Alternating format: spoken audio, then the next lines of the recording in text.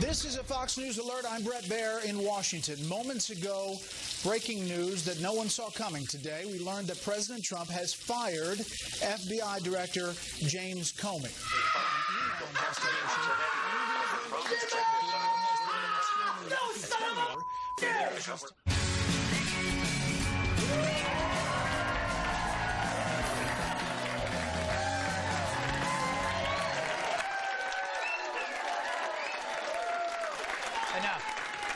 Enough. Behold the MOAP. Mother of all presidents. That's right. President Trump did it again by firing James Comey, causing the media to dissolve in vapid clouds of hot steam. This is an extraordinary moment in American history. You bet it is, Wolf, and it's a grotesque abuse of power by the President of the United States. The timing now looks like it is connected to Russia, no matter what the President says, and this is where it's going to become a political hot potato. A little whiff of fascism tonight, I think it's fair to say. Absolutely. A little whiff of, I don't care about the law, I'm the boss. A whiff of fascism. I believe that's my new cologne. Whiff of fascism. I wear it at the club, with a club. Yeah, but Donald Trump, the media are like birds freaking out over a sudden noise. What was that? A gunshot, a car horn, a squirrel. He fired somebody.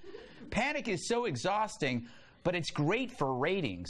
So for now, it's all about one thing. This whole idea that, especially on your network, you always want to talk about Russia, Russia, Russia. Marcia, Marcia, Marcia. Russia, Russia, Russia. Marcia, Marcia, Marcia. Russia, Russia, Russia. Hey, you guys.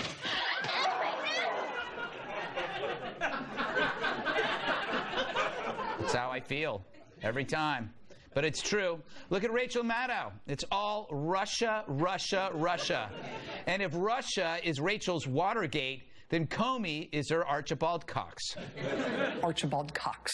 Archibald Cox was the special prosecutor who was brought in to investigate the Watergate case. Archibald Cox. Archibald Cox. And what Nixon did is he came for Archibald Cox. Archibald Cox till Archibald Cox. Archibald Cox looked the president in the eye and would not do that. Fire Archibald Cox. Fire Archibald Cox. Fire Archibald Cox. Archibald Cox? Yeah, he did get fired. Let's just admit, Archibald is a great name.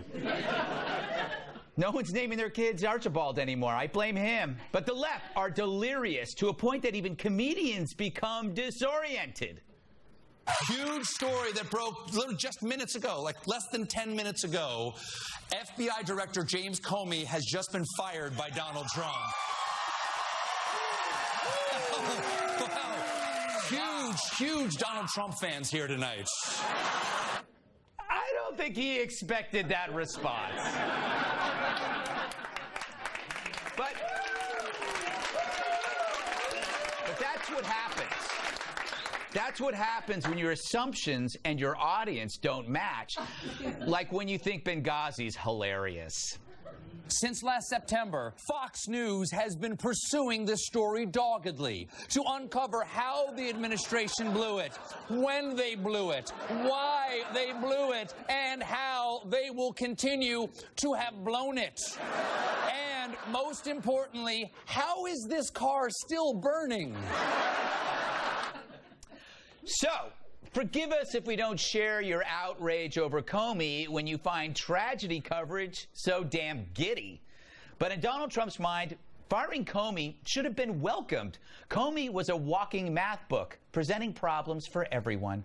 And Trump, by firing him, was the dog proudly presenting a freshly caught bird to his owners. But now the owners are scolding him for bringing that mess inside the house.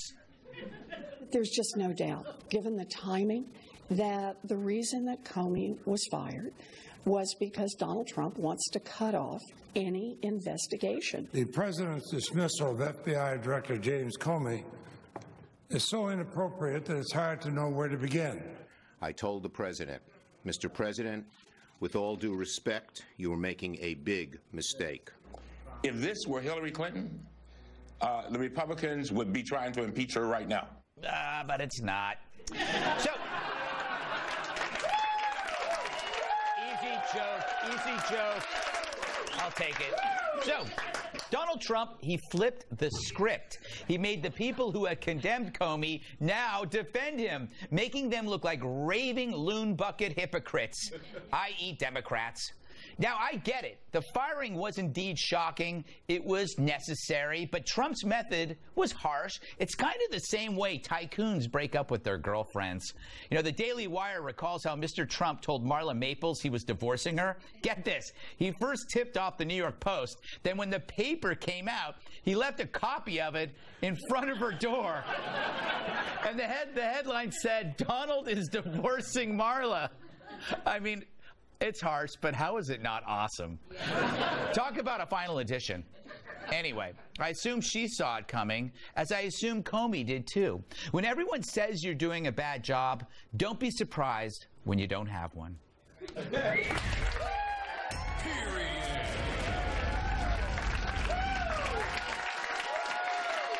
desk is empty.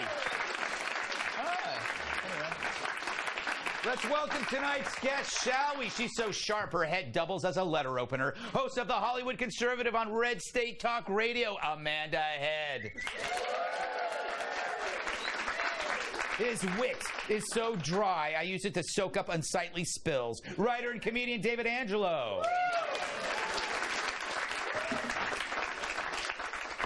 She's always the first to think the worst. Co-host of the hot news show, the Fox News specialist, Catherine Timpf. And the Sahara is his sandbox. Actor, former bodyguard, plus-size model, and my massive sidekick, Tyrus.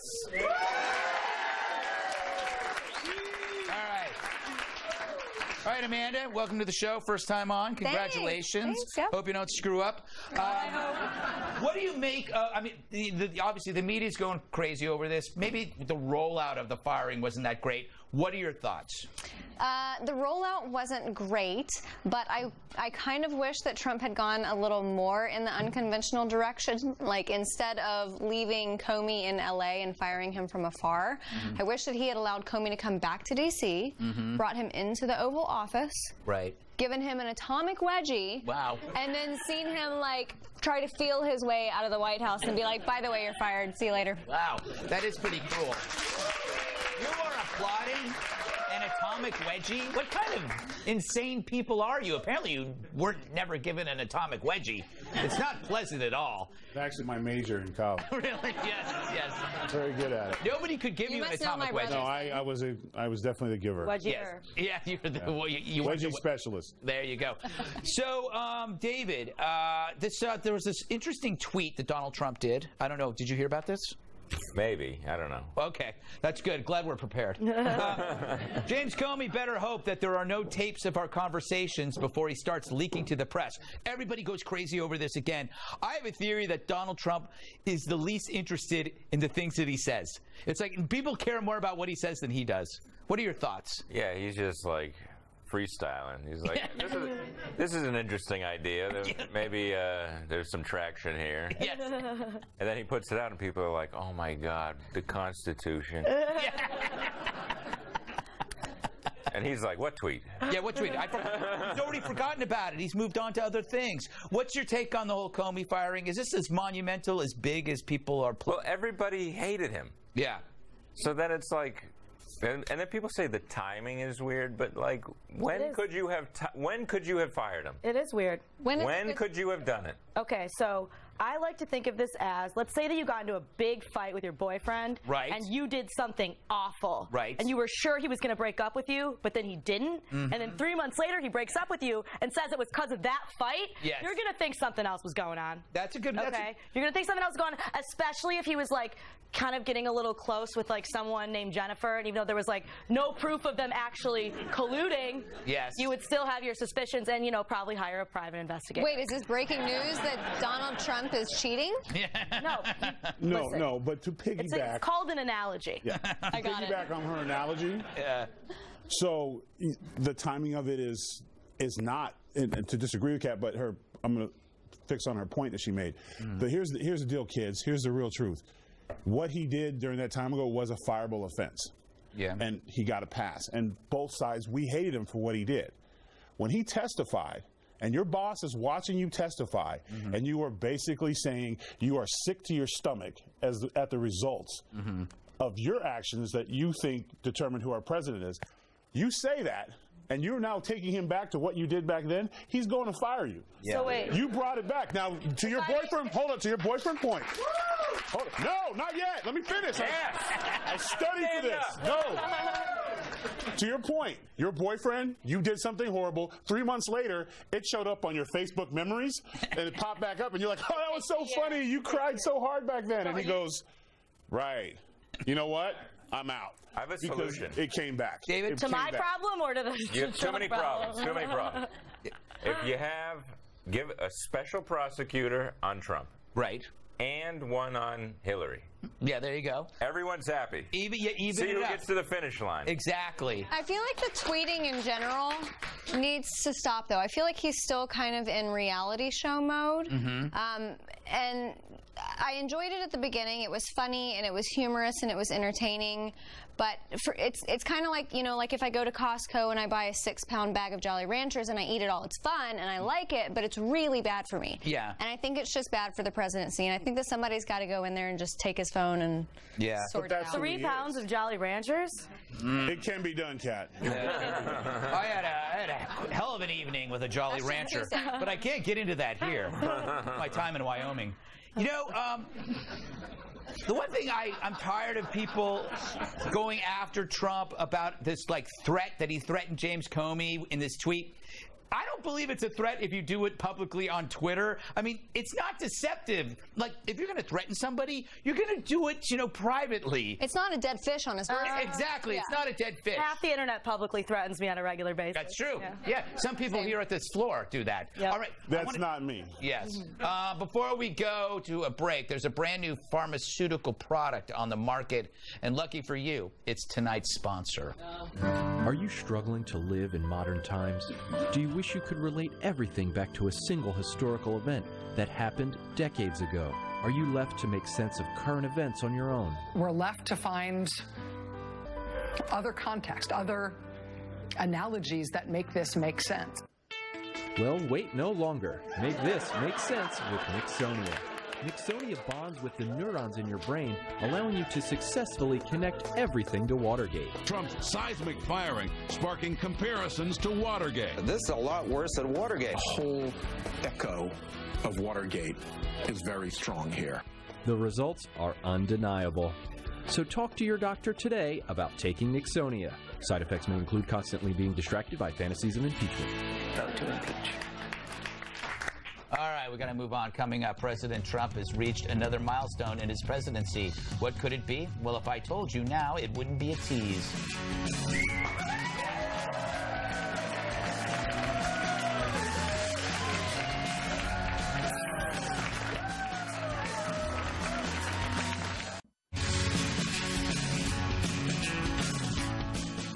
Are Trump's other triumphs taking a toll on tax reform?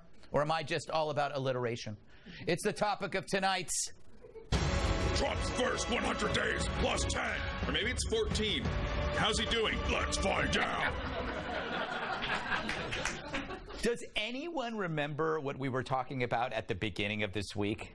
Seriously, I don't. But it was health care and taxes. But so much happens at once in a Trump presidency, from Comey to North Korea to Russia, that the media hurricane is always a Category 5. So is all the chaos drowning out his plan to make America great again? I know a judge who was deliberating the same thing. Your agenda is not getting out because people are caught up on the Comey issue and ridiculous stuff. I agree. How do you get rid of Comey? I think who in your press office says one thing, the vice president says another thing. How do we resolve that? Well, that's an interesting situation. I actually said today, let's not ever do any more press briefings. You know, they're getting tremendous ratings, and especially the fake media, they're going crazy. I think we were the first to run excerpts from this interview. I'm very excited about it. Anyway, anything can change this whole thing, Kat. How do you see the first 110 days going? Oh, boy. I think that we're going to continue talking about Comey for a very long time. And if Trump doesn't like that, then maybe he shouldn't tweet about Comey. Yes. Yeah, that's let it go. Move on. He should try to let it go, but the American people aren't going to let it go. He should say, investigate me more. Right. But keep investigating. I love it when you investigate me. I love it. It's this thing I read about called reverse psychology, Greg. And if you do that, then people might think, oh, he might not have anything to hide. I don't think that did well for Gary Hart, if I remember. I think Gary Hart said, follow me, and they did. Or was that John Edwards? I think it was John Edwards. I don't know. It was either way. It was a philandering left-winger. David, what are your thoughts on the future? What the future holds? It's going to be more Russia. Yes. Which is like, what's going on with Russia? Yeah. Is it this Flynn? Yes. We have a Michael Flynn phone call after the election. Yeah. Is the whole thing? Yeah, that's it. So you far. got to come at me with something stronger. Yeah. You know what I mean? Yeah. You can't keep saying, like, there's no evidence. Because when Trump says we need to investigate voter fraud, they say, there's no voter fraud, get out of here. Yeah. When he says we need to investigate Obama surveillance on Republican, they're like, get out, there's no evidence, get out of here. And then they're like, we need to investigate the Trump ties to Russia. Now, there's no evidence, but we're going to find something. We're going to stay up all night. Yes. We're going to get tons of agents and all the reporters, and they're going to crowdsource. It was like when they found Sarah Palin's emails. They crowdsourced to do that. I like to just not predict, so then that way I can't be wrong, and I can be like, you were wrong to everyone else. Yes. I will say this about Trump, though. It started out people comparing him to Hitler. Yeah. And now you get Nixon, so in some ways he's winning people over. Next week. That was a hot take. Amanda, I think there's a rare gift here. He introduces a new level of chaos. So some stuff is getting done. Like you have the raids that are going on, the deregulation, the pipeline, but it's all in this cloud of dust. Yeah, I mean, there's a lot going on that's in the mainstream media, but meanwhile, you have things happening under the radar. Like 2 days ago, he signed one of the most important executive orders. Nobody covered it regarding election fraud and voting fraud. Nobody really heard about it, but there's all of this other stuff that's milling underneath.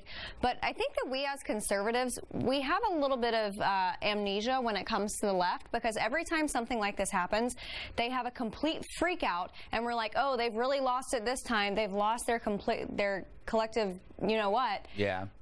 But we forget that that's what they did the last time, and the time before that, and the time before that, and this is what the Democrat Party has devolved into. It's just a dumpster fire. But conspiracy theories can be fun. Yeah. Tyrus? Can I get one point on Russia? Yes. Yeah. You got this little guy, Adam Schiff. Right. You know, he runs around. He's on TV all the time. Yeah. And a while back, he was like, we have more than circumstantial evidence that there's ties to Russia. It's like, Adam, if that happens to be classified, we all want to know that. Yeah. That's not something that the public needs to know if the president is a spy. Yes. Don't keep that in a... Yes, we'll get to tell us. But he's not telling us because he doesn't have anything. That's true. Although he is adorable. He is like the sheriff from Toy Story. You know, Tyrus, I want you to just say what's on your mind right now about this, because you're staring at me in a frightening way. I wish that... That could be my own feeling. Yeah, there you go. No, you're right, 100%. I'm thinking about doing bad stuff to you. I wish some of his tweets would just start quoting movies. Like, you know, like My Lawyer is the Best Lawyer. You know, you're going to be doing the news from Alaska. That'd be great. Give him some Scarface stuff. Give him some stuff to really be scared about. Yeah. Or Dashboard Confessional lyrics. What would help me as a guy who watches a lot of news now, because it's kind of a job, if instead of we had dun dun breaking news, we had dun dun breaking opinions, and then I'd be like, oh, it's an opinion, it's not facts based, it's what they're feeling, and then there'd be a little show that's probably on for about 15 minutes. It goes, and the news, and it would just be an old guy with glasses who would tell us what's actually real and going on in the world today. Won't be exciting, won't be fun, but then we'd have breaking opinions, because the American community as a whole is confused by all these opinions. They don't have any facts by it. Trust me, I would think if he was and like I said, I don't know the whole deal with it. Every time I see it, I'm like, oh great, here comes something. You don't have anything. So at some point, I think Donald's right to be frustrated by the investigation, because it is holding up so many things and costing so much money to the American people, all this investigation stuff. We've had, what, 3 committees? Yeah. Now they want a special prosecutor, and then they're going to want a special secret prosecutor, and then they're going to put him on double secret probation. I mean, there's... all that stuff costs money. Yeah. So either You got some or you don't, man. Which exactly. one? Like, you know? Excellent point to end on, Mr. Tyrus. And whatever mean things you were thinking of doing to me, I would probably enjoy. Coming up, airlines and fist fights. It's the story that won't go away, but why would you want it to?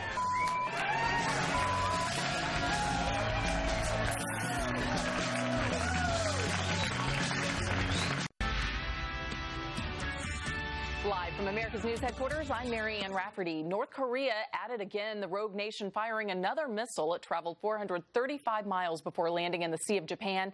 The U.S. Pacific Command is still trying to determine what type of missile it was. The launch took place north of the country's capital. President Trump has been briefed on the situation. And France preparing to welcome a new president. 39-year-old Emmanuel Macron will be sworn in tomorrow in Paris. Macron, a centrist, was a relative newcomer to politics.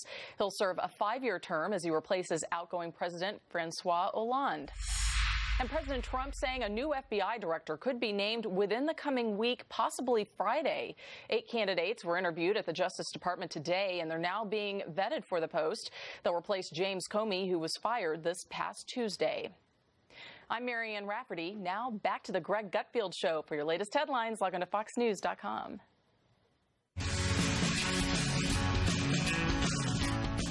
It's now as regular as your bowels after a bowl of beans. Another week, another batch of videos of airline passengers slugging the crap out of each other. I know this because of all the clever puns made by our friends in the media. Reminders of the now unfriendly skies. Well, to the unfriendly skies. Over the unfriendly skies. The skies continue to be unfriendly. A look at the incredibly unfriendly skies. One man on a Southwest flight attacked another guy while pulling into a gate at a California airport. He was arrested for misdemeanor battery. At the Fort Lauderdale airport, you probably saw this rumble 13 times already between Angry Spirit, I like the name of that, Angry Spirit airline passengers, after a pilot strike forced cancellations of hundreds of flights. And last week, 2 men came to blows on a flight from Tokyo to LA. How do you come to blows? Anyway, when security boarded the plane, one of the guys actually yelled, "You think I'm crazy? What about the government?" Good question, because the government thinks he's crazy too. All right. So that's 3 stories. And my rule is if it happens 3 times, it has to be an epidemic. I learned that in media training. But you know what else I learned? There may be an untapped market for this content. Are you ready to take a nonstop flight to an airport? Do you like seeing shoving, punching, scratching, biting, and hair pulling? Oh, this guy's crazy! Then you need Fight Flights Volume 4. It's the ultimate mixtape of all your favorite mile-high rumbles. See all the battles that were too hot for land.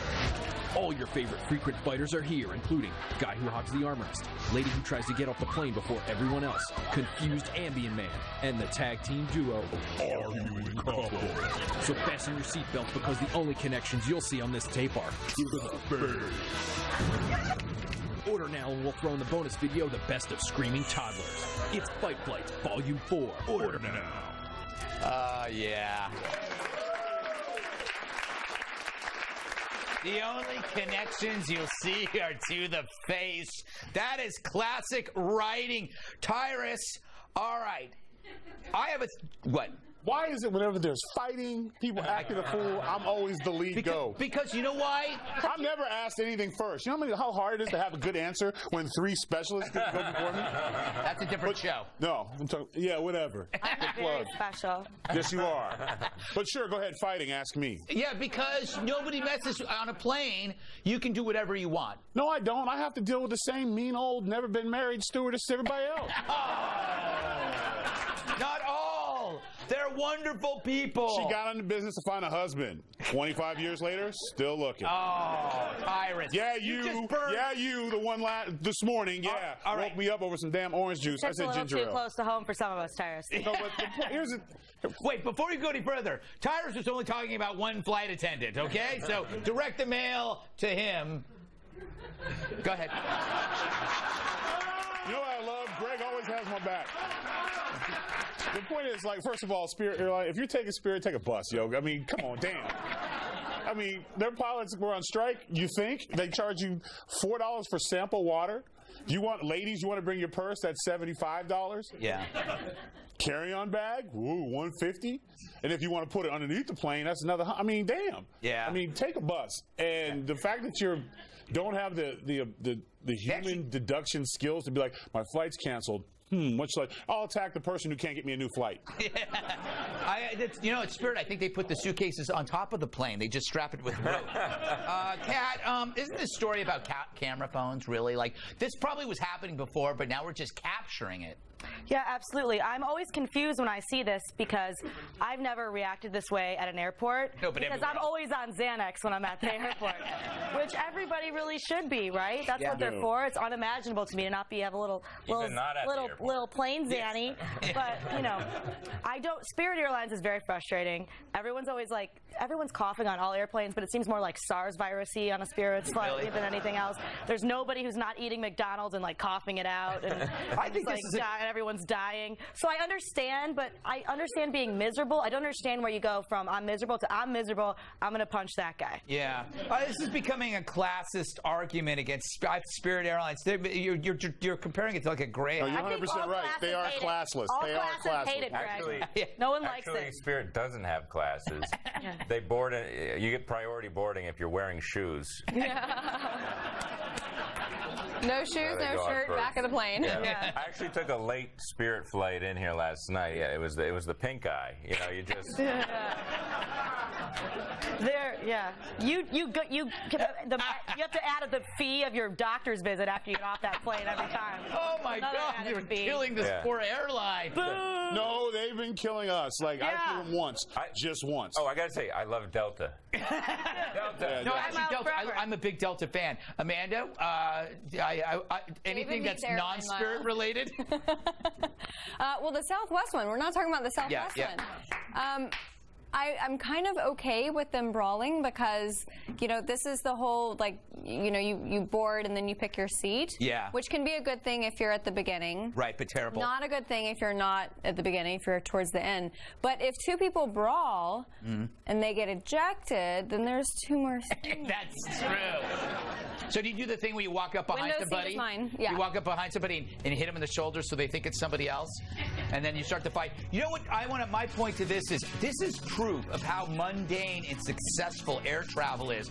70 years ago, people would be in awe of this technology, which is why they all dressed up. This was a big deal getting on a plane, even if you were going to die, but they got dressed up. Now people show up in sweats and thongs because they're bored by it. And they leave streaks. Sweats and thongs. Sweats and thongs should be a band name. Sweats and thongs. Up next, did Betsy DeVos get booed during her college commencement address? If you said yes, realize that no one can hear you.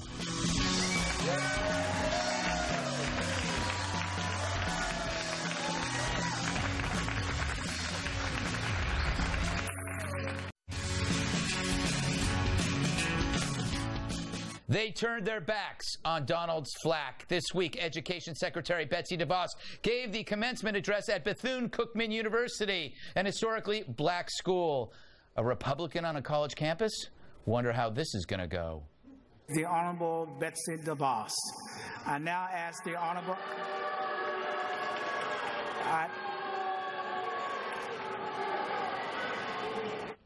Now, maybe they're not booing. Maybe they noticed Lou Dobbs in the audience. He gets around. But maybe it'll get better when DeVos takes the stage. Thank you so very, very much for this great honor and privilege. I am honored to become a Wildcat. Anyway, it didn't get better. Maybe if she talks about the options one has when meeting someone new. Anytime we meet someone new, we have two options. We can focus on differences that might divide us, or we can choose to listen, to be receptive, and to learn from others' experiences and perspectives. Well, that's the definition of irony. But what's not predictable in all of this is Bethune-Cookman University. It did two brave things. One, the school invited DeVos in the first place, even though critics believe the administration is a threat to the school's federal funding. And two, they didn't disinvite her, even after a petition went around to keep her out. And what about President Edison Jackson, the man who tried to bring order to the graduation? If this behavior continues, your degrees will be mailed to you. Choose which way you want to go. The Florida NAACP is calling on him to resign. Meanwhile, I'm calling him to say, hell no. Hell no. You resign. Yeah, all right.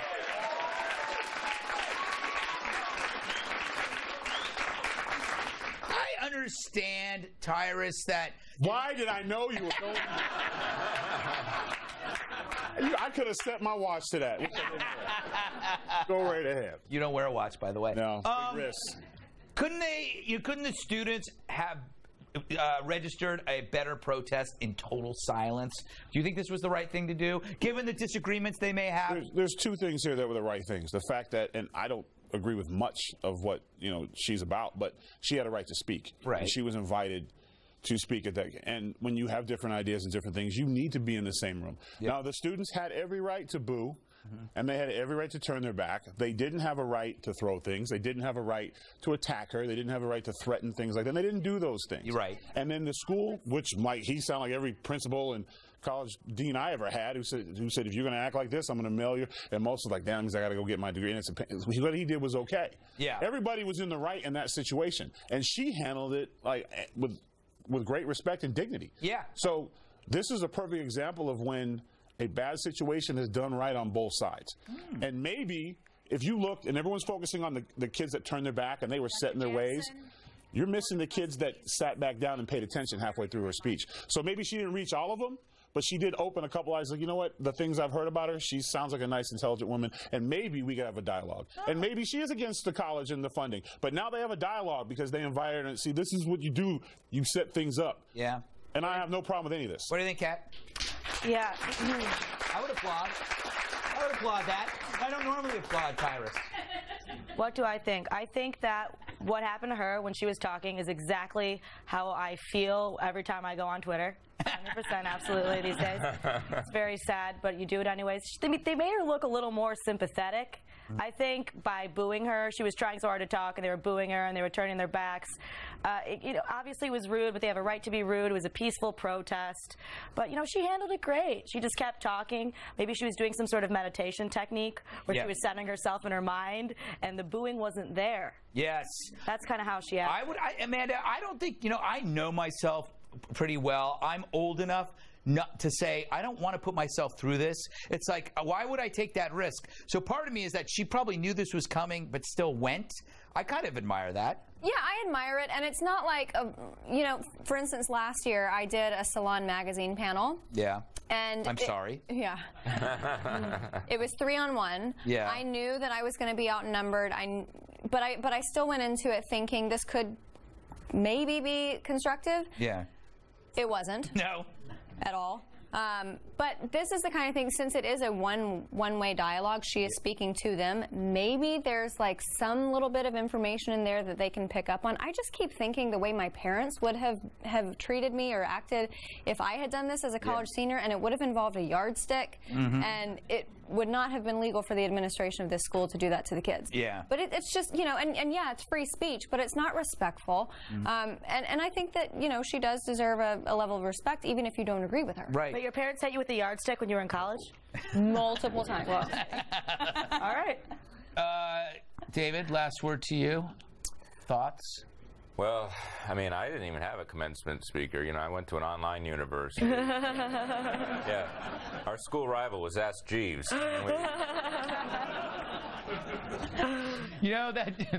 That's a great joke. If only half of America could remember who Ask Jeeves is. Yeah, would MySpace work better? I know. You're still working it out?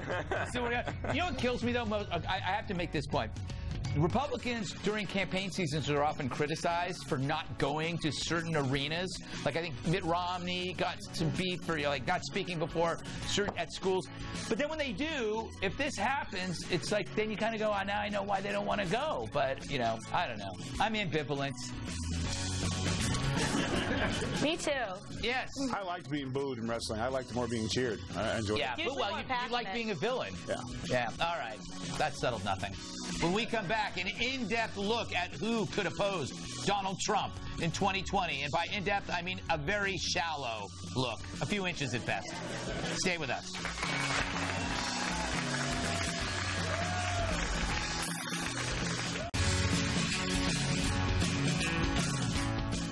They're in overdrive to beat 45. The Hill, the newspaper, not the area of raised land, has come up with 43 candidates who might run against President Trump in 2020. Familiar faces will likely include Senators Elizabeth Warren and Kirsten Gillibrand, as well as Governor Andrew Cuomo. Non-traditional candidates from the business and entertainment industries include the Marks, that's Zuckerberg and Cuban. Dwayne "The Rock" Johnson is a registered Republican. And Pennywise the Clown. Meanwhile, Trump supporter Antonio Sabato Jr. is running for Congress, which means he could be ready for a presidential run in 2024, if we're lucky. Let's take a look at some of his qualifications.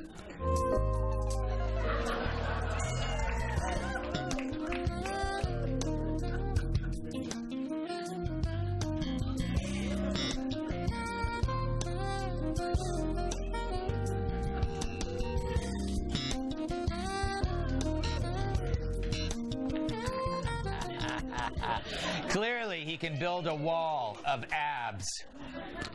Really handy with that hammer, I bet. All right. David, who would you like out of that or anybody you thinking about? I mean, The Rock, at this point, I'll hear what he has to say. It's like, what's going on? Plus, if it's The Rock, then Tyrus can take over all his movie roles. There you go. That's true. No, because The Rock only plays The Rock in the movie roles, and I'd be like, but it's the same character. All right, fine. No, you know what? I'm going back to Greg. This is crazy. But that's Tyrus playing Tyrus. That's even better. Maybe. Let's try to stick to the topics, Amanda. How dare you? What's your I would actually like to see some people like Spencer Pratt, Carrot Top, Wesley Snipes. I think they'd be good. I think he just got out of jail. David, did you give it a suggestion? Yeah, but you know what? I'll throw in Arnold Schwarzenegger. I think it would be great to. I know he's not eligible, but why? He's an American. Come on. Yeah, he was a great governor. Also, and like Elizabeth. No, I lived in California. So no, I remember it well. It wasn't pleasant. What about you, Kat? Well, I'm a libertarian, so I just hate whoever it is and end up voting for myself anyway. At the end, doesn't matter. You always sit on the fence. You know what it is? I'm going to say, what about me? Right? It should be you. Yes. Wait a minute. I don't get asked because there's no weightlifting or fighting in this segment. I overlooked you. I am sorry, Tyrus. It's hard to do. Yes. What's your choice? Honestly, I think The Rock is a serious contender just because I think eventually in America, the way we're going right now, your social media is going to matter, whether you're getting votes and stuff. And he has a huge following, and he's starting to do little things. He's starting to build rapport with the military. He's doing all their shows and benefits. He just did the soundtrack thing where he was going over great American political moments where you hear his voice and telling you what songs are great. So he definitely has a plan. And and this is what our country's come to. He was great. It's going to be Jeb Bush. Politicians are out. But you know what? That's when I said, "What about me?" I was saying that because in every pundit's head, that's the refrain because Trump did it. Why can't I? I heard it from a few. He broke the ceiling. He broke the ceiling. A historical pop culture ceiling. Not Ronald Reagan, because remember, he was in office for a long time. But he was the first guy to go from pop culture to politics in one leap. I'll leave you with that thought. Final thoughts next. If you leave now, you'll miss the pie eating contest.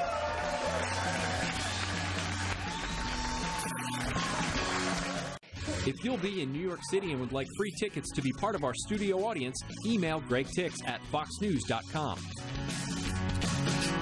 I'll see you Monday on the 5 at our new time, 9 p.m. Eastern. We're running out of time, so What you've wanted to say all show, but haven't had the chance to say, so here's your chance to say it. Right now. All right, we got a minute, Amanda. I have a new show coming up Monday through Friday. Check my social media to see information. Also, if you're out in Times Square and if you guessed any local New Yorkers, there's a nice pretty billboard for Red State Talk Radio, which is my network, and you'll see a familiar face on it. There you go. All right, David. Well, you know, with all that's going on in the world today, I think it's important that, you know, if Delta's watching, that I get Diamond Medallion. Come on, I love Delta. Yeah. Diamond Medallion. I'm just going to do it, and this is mean, but I don't care. Happy Mother's Day to all the mothers, except for mine. Except for mine. Cat. Wow, you're using your platform for evil, Tyrus. I don't know. Orange juice is so inferior to tomato juice. I don't understand why more people don't realize that. I think, you know what? You change minds one at a time. Yep. All right. Amanda Head, David Angelo, Kat Tim, Tyrus, studio audience.